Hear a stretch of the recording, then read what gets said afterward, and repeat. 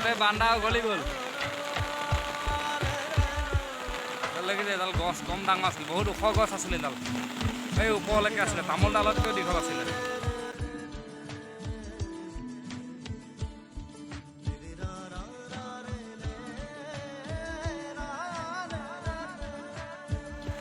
ঘৰটো ভাগি গ'ল নহয় বন্ধু বান্ধৱীসকল, ক্লিয়াৰ বম ডাঙৰ গছ আছিলে। ভাগ্য ভাল গাত নপৰিলে যে, পৰিছিলে যেতিয়া কে কে কে কে কৰিলে মই দৌৰ ল'লোঁ, তলতে আছিলোঁ আৰু বতাহ বহুত জোৰছে দিলে। অলপ যদি বতাহটো ইফালে দিয়া হয় তেতিয়াহ'লে এইফালে পৰিলেহেঁতেন।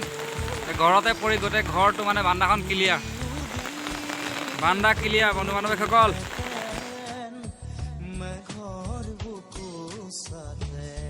আগডাল গছৰ আগডাল ইয়াত পৰিছে, তাতে টিং চিং উঘলি গ'ল।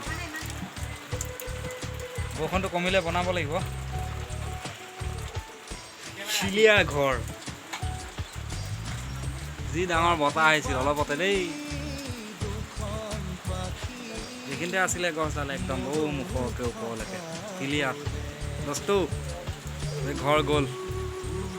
বন্ধু বান্ধৱ দেখিলে আপোনালোকে ঘৰৰ ওচৰত ডাঙৰ গছ থাকিলে কি হয় আৰু দেখাই চাওক। আমাৰটোতো ভাগিছে ওচৰৰ খুৰা ঘৰটো ভাগিছে। আপোনালোকে চাওক এডাল গছ ভাগি কি হয়, দেখিছে এডাল গছ ভাগি চোতালত পৰিছে, পুৰা একদম চোতালত, পুৰা চোতালত পৰিছে। সেইটো সেইকাৰণে কৈছোঁ বন্ধু বান্ধৱসকল, ঘৰৰ ওচৰত ডাঙৰ গছ কেতিয়াও নাৰাখিব। এডাল ইমান ডাঙৰ গছ আছিলে, কাটা মানুহ নাই, ইমান বিচাৰিলোঁ ক'তো কাটা মানুহ নাপালোঁ। আজি ভাগি গ'ল আৰু বতাহ ধুমুহা আহিলে, কি ক'ব আৰু। মেইন লাইনত যে নপৰিলে, দেখিছেনে বহুত ডাঙৰ আছিলে, তামোল ডালতকৈ ওপৰত আছিলে একদম ভাগি। এইফালে গোসাঁই ঘৰ ক্লিয়াৰ, ঘৰ চৰ ক্লিয়াৰ। এনেই দুখীয়া মানুহ, পইচা পাতি নাই হাতত, আকৌ এতিয়া খৰচা হৈ গ'ল। চাওকচোন কিমান লোকচান হৈ গ'ল। সেইকাৰণে বন্ধু বান্ধৱসকল আপোনালোকে ঘৰৰ ওচৰত যদি ডাঙৰ গছ থাকে, সৰু ঠাই অকণমান ব্যৱস্থা কৰিব দূৰলৈ নিয়া, নহ'লে এই গতি পৰিস্থিতি হ'ব আপোনালোকৰো। চাওক কি হৈ গ'ল, কিমান লোকচান তাৰ চাৰ ছিগি। বন্ধু বান্ধৱ দেখিলে ঘৰ ভাগি গ'ল, গছ পৰি ক্লিয়াৰ ঘৰ।